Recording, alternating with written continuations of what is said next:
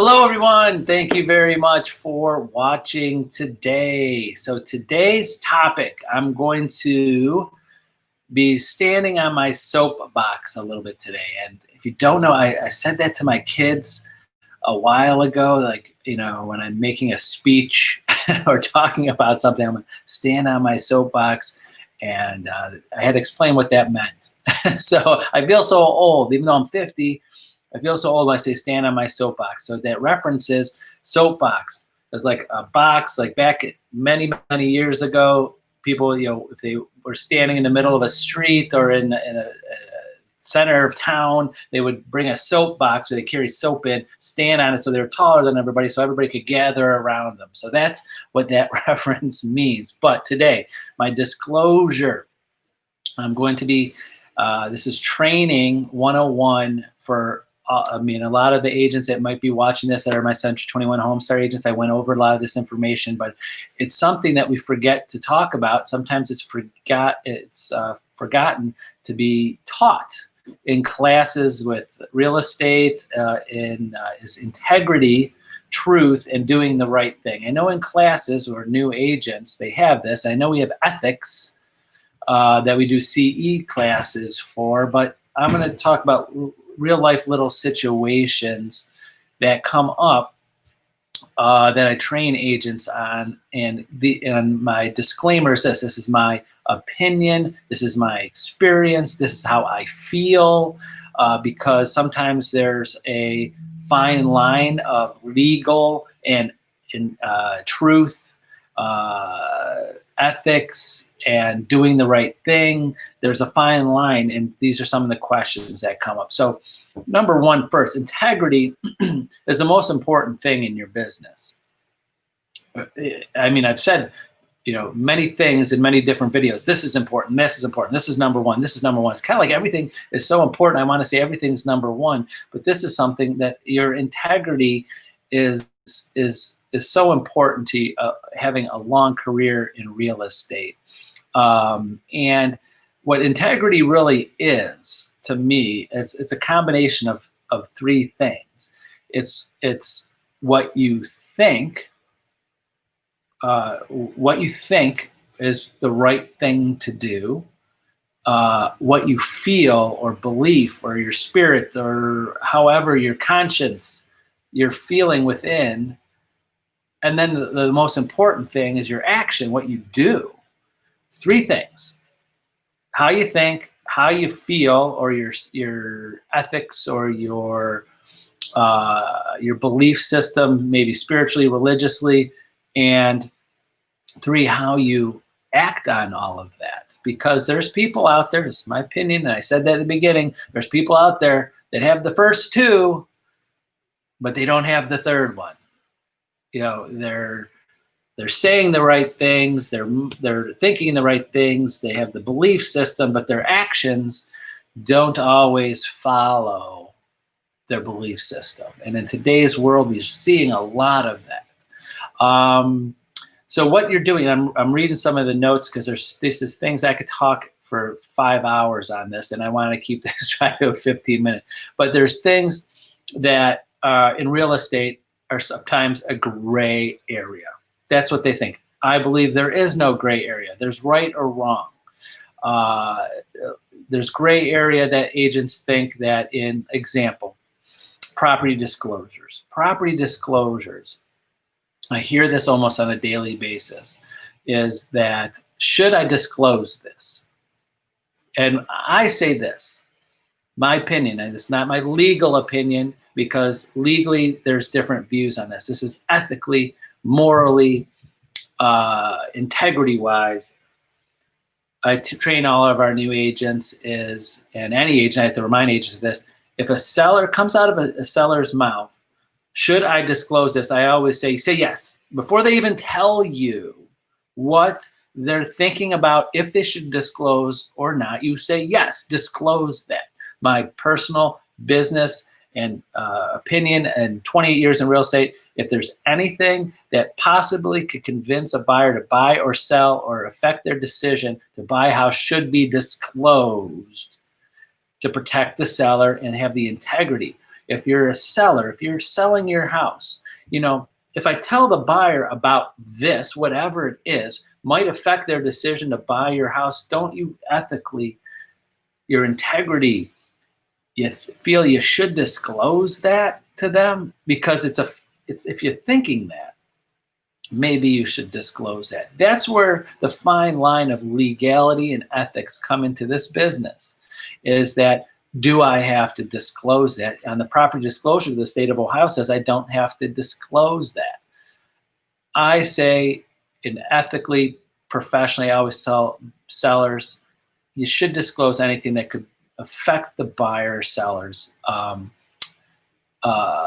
vision of the house, if they were going to buy it, whatever it is. Because sometimes, again, all the realtors out there, sometimes our buyers and sellers don't have the same standards as we have. This is the time that you're going to have to make decisions on throughout your business. If you haven't already, if you're newer or you've gone through where you never had to make an ethical decision or about your integrity or truth, because you had a buyer and seller saying something, doing something, because their level of beliefs were different than yours. Example, I'm just throwing out examples. I love to tell stories. How many times I've had a buyer walk into a house and they call us up and go, hey, the washing machine, it's a different washing machine. And then I have a seller on the other side that says, yeah, we said washing machine, but not that washing machine that they saw. And then there's a legal thing that says washing machine in the contract, not that washing machine. Then we have an argument or discussion about what washing machine should they get. I'm not even going to go into discussion of what's right or wrong, but I know what's right, what I feel is right on that, but that happens in this business. Other things about property disclosures, another part of training. And any agent watching this, no matter if you're with our office or any office, I really sincerely think you should do this every time you have a listing. And I've never seen it taught. I think this might be a Tony Geraci original thing. So write this down. When a seller, with their own hands, filling out the property disclosure form, hands it to you, or electronically, or whatever that is, I say to them, listen, that's great. Thank you for filling that out. If I gave this property disclosure form to your neighbors around your house, how would they fill out that property disclosure form? Because after closing, your new buyer is now going to become new best friends with every one of your neighbors, and every one of your neighbors is going to tell them everything they know about your house. And I've had sellers sit back, go, whoa, didn't think of it that way. Not that, now, I'll give them the benefit of the doubt. Some of these sellers are they're reading the things. They're reading and they're filling in the blanks, and they're filling in the things that they know, and they might not remember or forget. Let me tell you a quick story.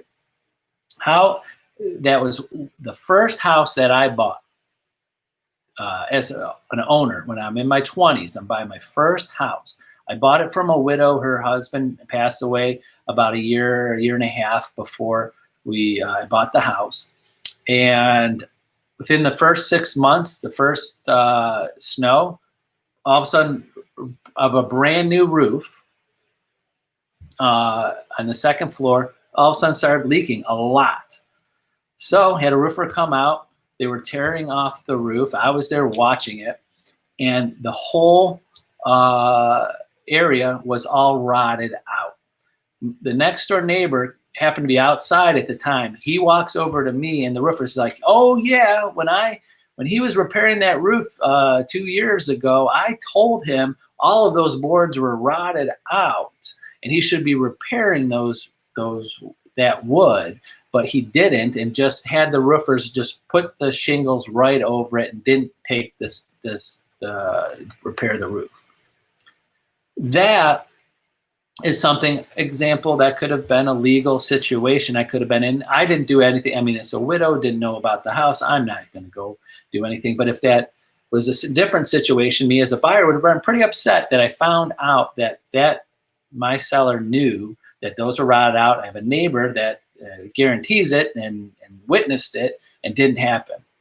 Ethics, integrity, the truth. So you as an agent might come into these situations, if you haven't already, about having sellers, knowing about things about the house that you don't tell other people. That really is, you've got to, if you haven't had to make a decision of taking on a client or continuing on with the client because of their integrity, you might be in that situation one day. Where you feel it is if you get that guilt. My personal opinion, if you feel guilt, what that means is that whatever's happening at that set, if there's guilt, that your standards, you're not meeting your own personal standards. And that fluctuates. There's people that have a high or a low bar for their guilt. They just don't feel guilty about a lot of things because to get to their standards, below their standards, hard for them. That's, it's sad that there's a lot of people like that. But when you're feeling guilty, you have a listing, or you're about to take a listing, or you have a situation where the buyers and sellers are trying to take advantage of each other. Because sometimes people in this business feel it's a game. They feel win at all costs. And I've seen it happen so many times and I have to take a step back sometimes. Every couple times a year, I have to take a step back and go, wow, this seller, it might be even our owner or someone else, or this buyer is really trying to take advantage of the other side because they have this mindset of win at all costs, and especially when it comes to real estate and money. If people could do anything to save money and it's within their moral compass, their integrity, legally, some people take advantage of it. And you might have to take a step back as the realtor and decide if you want to continue on with those clients. In my career, I haven't kept count, but there's many times that I've told our agents to step away from that seller, step away from that buyer. In my personal career years ago, selling personally, yes, I've stepped away from people. I caught it early, or started, had a transaction that fell apart and said, I'm not dealing with these people in the next one. So you have your integrity. I know it's hard sometimes because I see it, and I coach agents, and I mentor agents through these types of decisions and throughout their careers. I have agents that have been mentoring for over 20 years. And they still call me today. And a lot of you may be watching this too, but with me, I have agents that call me, again, they've been in the business over 20 years, been with me over 20 years, but they're going, gosh, this situation, Tony, what do you think I should do? What's your opinion? What should we do with that? And so many times I've told them, you've got to step away from that buyer. You don't want to get involved in that. And again, it's just, it could be a small little thing that could turn into a legal situation or an argument between buyer and seller, because sometimes buyers and sellers feel that there's a finish line, that if they could just get to the closing, then everything's over. I'll tell you this as a broker, as an owner of being in real estate so long, legally, there's never a finish line. If 5 years from now, after a sale, some buyer finds out something that they felt that should have been disclosed from a seller, it's all coming back. And so, and also your own personal guilt. You close on a transaction knowing that you know something that you should have disclosed that someone didn't disclose, or someone's doing something or whatever. It's just going to stay with you, and it might just fester inside of you. Like, God, I feel so bad that I was a part of that. I'm not going to go, because this is a live video and illegal things. I don't want to go into exact specific, but if you're a Century 21 HomeStar agent and you want to reach out to me, you're in situations, I will give you stories. I will give you specifics, not names and not addresses, of stories of things that have happened in the past that I felt that buyers and sellers were taking advantage of each other, and where that agent could have caught it earlier and saw it, because sometimes I've seen, especially newer agents, are so trusting and they feel that they have to work for their buyers and sellers no matter what they say or what they do. So if you're in those situations, please reach out to me. I'm happy to help any agent out there, not just Central and HomeStar agents. I'd, again, be happy to help you work through this. If you feel you don't have the mentor, the office, or broker their owner that doesn't have 28 plus years of experience, or someone that's selling, or maybe even, I'm sorry to say this, that there's some broker and owners out there that don't have the moral compass and the integrity that they should. I see this several times a year when we have situations with certain offices or companies, and they can't get a hold of the broker or owner, and there's a situation happening, and where I have agents calling me because they called the broker and owner and try to help, and they're brushing them off and not being helpful. So if you're in those situations, I'm happy to try to help, especially if it's a transaction that we're doing with. So I'm sorry I got off tangent there, but so let me go back through I'm going to leave today with 3 things that you should be thinking about all of the time.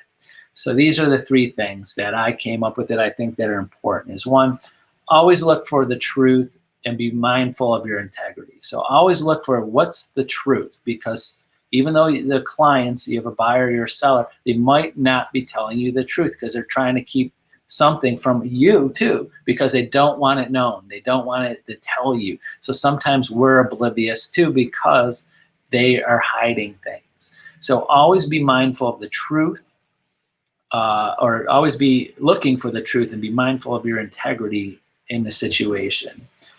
2, feeling guilty. If you're feeling any type of guilt, like, should I do this? Or that doesn't feel right, that means there's something going on in the situation. It's below your standards that you want it to be higher. There's something, someone's doing something, or some situation's happening that's making you feel guilty. That's the first sign that something might be wrong, and the truth is not coming out. It's questioning your integrity if you should be continuing on with that. And 3, if there's any crisis, like if you get into a situation, a closing does happen, you find out, something that you didn't know, or that something was questionable that you shouldn't, that was legally fine, because there's things that are legally fine, and a lot of you have probably heard me say this. Legally, they can do this. Ethically, you should not do this. I say that almost every other day, especially with property disclosure forms, especially with, things about what's happening with the transaction, because some people be specific on what's legal, but there's ethically or integrity of where your standards are different. So, but if you ever get in a situation, if there's like it's a personal crisis in your not crisis, but in more of you're having a thought process of what should have been, I didn't feel good about doing that or being involved in that. Again, something that's legally totally fine, and 90% of agents would have no problem with it sometimes because it's fine. It's the way it's supposed to be done legally and all that, but they really did this or that. Take note of that and see if you want to be part of that in the future. Again, I'll be specific. I push my sellers to over disclose beyond legal bounds. I'm putting that in a video. I'm putting that right here. I always say you cannot over disclose. Say everything, even stuff that doesn't even matter. The next door neighbor's son likes to play the trumpet at midnight every night. Across the street, they love to have parties every weekend, and they bring their motorcycles in, and they rev the engines till 2 o'clock in the morning every night. Every once in a while, they close the street behind us for repair or whatever, and all of the traffic, even though this is a side street, all of the traffic of the main street comes through my side street all day long, every day. There's an apartment, I'm coming up with examples of things that happen to us. There's an apartment complex that is 2 blocks over, and a buyer keeps on seeing this house and bought a house here, but didn't realize, because they didn't go there certain times, that over 100 children every morning are coming through their front lawn, and because there's a cut through that's not really a cut through between the neighborhood and there. So every day, 2 times a day, when the bus leaves, 100 or plus kids are coming this way, and 100 plus kids and leaving garbage all over, and that they're upset. These are examples of things that legally don't have to be disclosed, but ethically, professionally, should they disclose those? Will it affect the buyer buying a house? Some agents say, no, don't just, if it's not legally disclosed, don't disclose it. I say disclose it if it could affect someone's ability or affect someone's decision to buy a house.